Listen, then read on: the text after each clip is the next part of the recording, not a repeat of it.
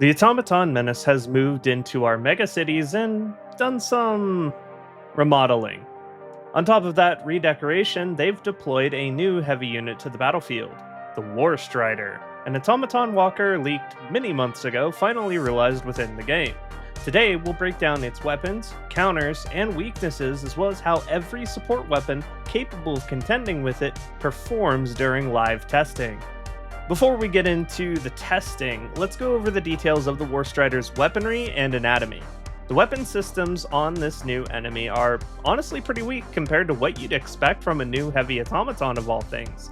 It charges up a volley of lasers from its cannons that have a very large AoE knockdown, but even on direct hits do not deal enough damage to one-shot Helldivers in light armor, making it mostly just a ragdoll machine and not so much a serious threat to your life all on its own.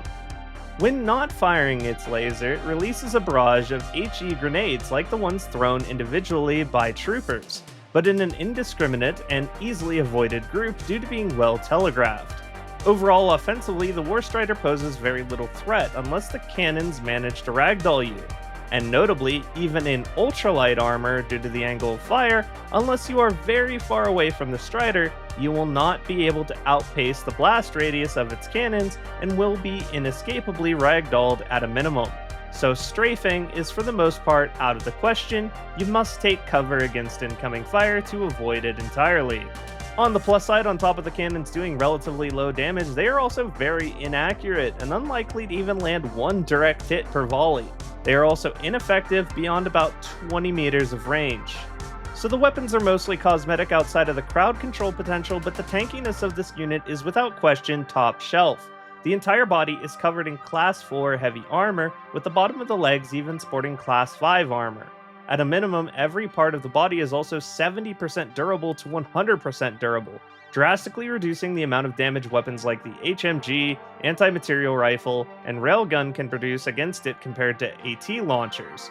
Going through piece by piece, the cannons and grenade launcher on its back are the weakest pieces with only 500 and 400 health total, but are generally a waste of time to disable in favor of just destroying the walker in its entirety.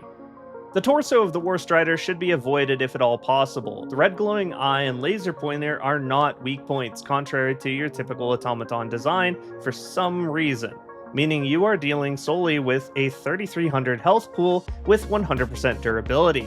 While the torso is fatal to the Strider if destroyed, there is simply better options than milling through such a large health pool. For example, the crotch plate of the Warstrider only has 1800 health by comparison and is still fatal if destroyed while being a reasonably large target, although it's not only 100% durable, but also immune to explosive damage entirely, reducing the pool of weapons that are viable options here. By far your best weak point if you can land the shots is going to be the joints between the crotch and legs, which only have 750 health and 80% durability, although they are still explosive immune as well. If either joint on either leg is destroyed, the Warstrider goes down. The upper legs themselves present a more available weak point than the joints that is easier to aim for, although they do have double the health value at 1500. Notably, the legs are only 40% resistant to explosives though, and only 80% durable. This essentially means your best point of contact with the Warstrider will always be the What I mean to say is you should shoot it in anywhere from the legs to the crotch region for the best effect. So now that we understand the weaponry and the anatomy, how did our support weapons hold up against it? Your aces against this enemy are definitely AT launchers of all varieties. While the recoilless launcher and quasar cannon do not one-shot kill to the torso, landing a shot on the crotch, joints, or legs is always a one-shot kill for these weapons.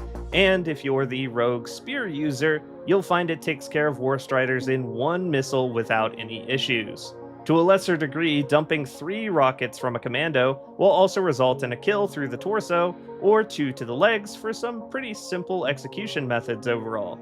And if your aim is on point, you can even execute them in one joint shot using the commando. The more mediocre options will be weapons like the Railgun, which with 2 well-placed charge shots to the joints can get the job done, or 3 medium charges to the legs or crotch.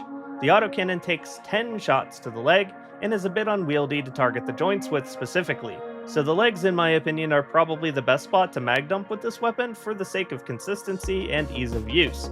Still, an empty autocannon is a bit of a steep price to pay in my opinion.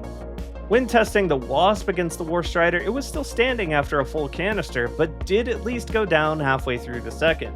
Not a great answer by any means given the ammo and time investment, but at the very least very easy to execute from significant ranges.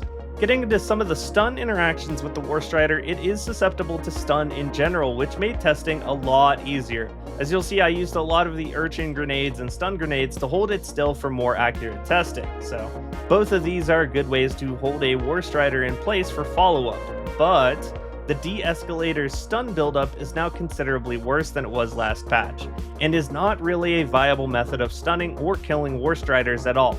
Would not recommend this weapon against it whatsoever.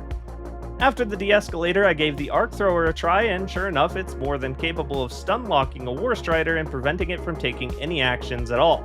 But I will say the kill speed you'd expect left a lot to be desired. During recording, I started to wonder if I was even doing any damage until the Strider finally went pop.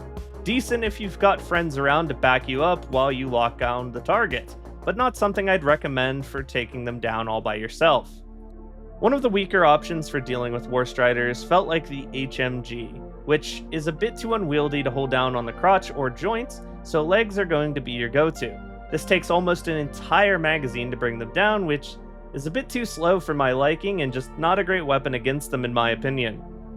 The Anti-Materiel Rifle struggles pretty greatly with this enemy. It takes a lot of very precise joint shots or several magazines to the legs, making it pretty suboptimal for the task, especially if you haven't stunned the Warstrider, meaning you're going to be under a lot of pressure both from the Strider and its allies while lining up all those shots to the joints.